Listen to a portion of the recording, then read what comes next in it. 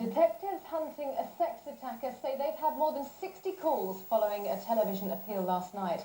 The man has worn a Dracula-style mask during his assaults on women in Havant and Hayling Island. It's thought the attacker knows the local area, and police say there have been several suggestions about who the offender might be. This is the frightening mask displayed last night on Crime Watch, used by a sex attacker who's now struck 5 times in the Hayling Island and Havant area. Detectives stepped up their hunt after a 15-year-old girl was dragged into bushes near a former railway line. Last night's TV appeal resulted in more than 60 calls to studios in London and the incident room at Fratton police station. Detectives say they're pleased with the outcome of the appeal and are now sifting through the calls, which include some suggestions about who the offender may be.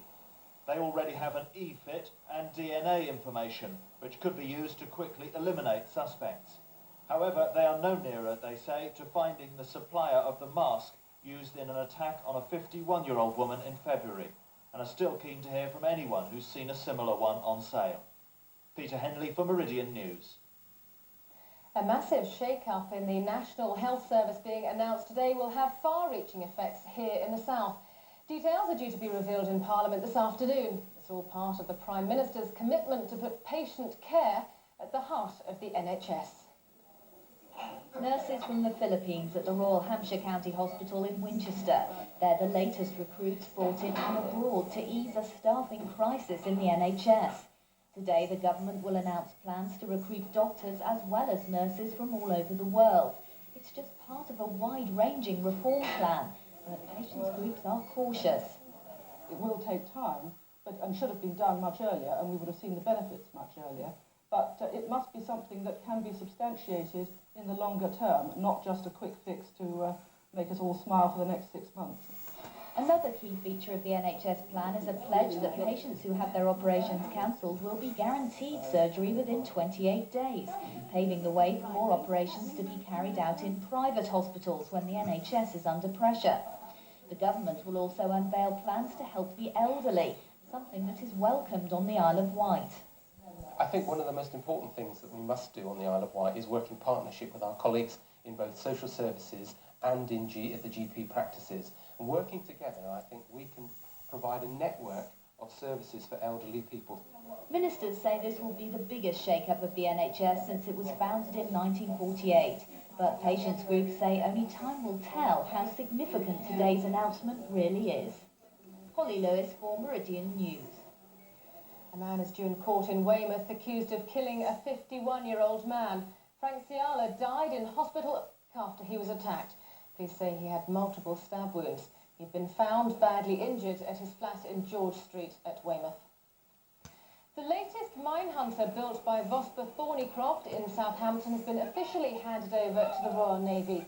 HMS Ramsey is the 10th of 12 Sandown-class mine hunters ordered by the Navy.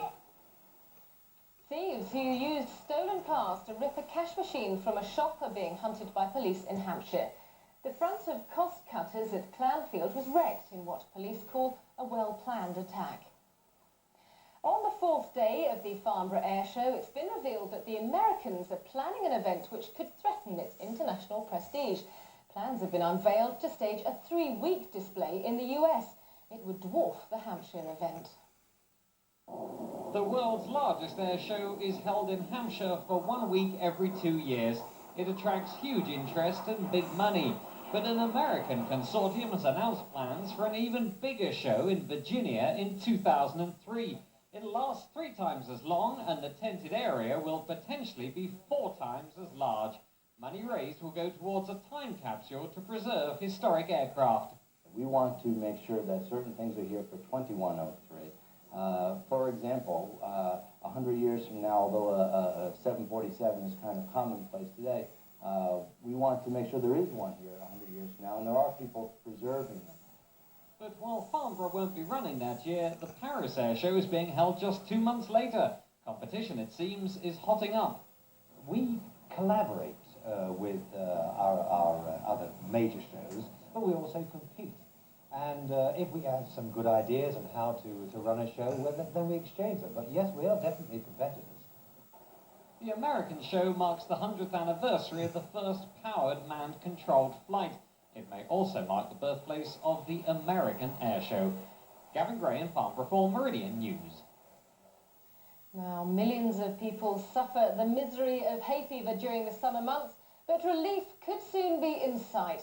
That's thanks to 200 volunteers taking part in trials being carried out in Hampshire.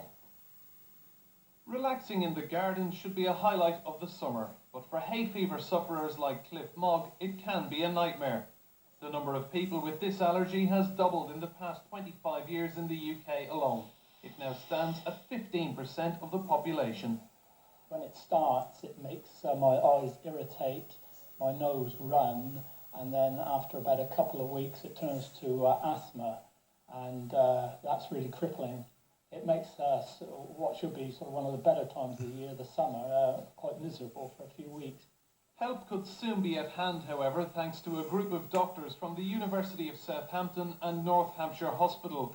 Current treatment involves injecting people with increasing doses of grass pollen over a sustained period of up to 3 years.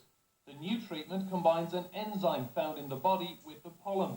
The enzyme enhances its potency and leaves the patient requiring just 2 injections, 6 weeks apart. Doctors hope it will stop the annual misery for sufferers. It's a very disruptive condition and often affects people like college students who are going through exams and at exactly the time when they don't want to be disrupted. And it can definitely decrease their performance. A 70% improvement rate will give the team a green light to press ahead with their new treatment. If this trial is successful, and we get that kind of success rate, it can certainly revolutionise treatment. The trial will take 12 months, but if it is a success, it could make life easier for hay fever sufferers everywhere. Enda Brady in Basingstoke for Meridian News. Well, that's all from the newsroom so far. Carl Tyler's next with the latest weather forecast, and we'll have another news bulletin at 3:10. And be sure to join us for Meridian Tonight. We've been in Portsmouth to see how the city's been faring in this year's Southern England in Bloom competition. Our findings will be revealed in the latest in our series Digging for Victory. That's on Meridian Tonight, which is live at 6.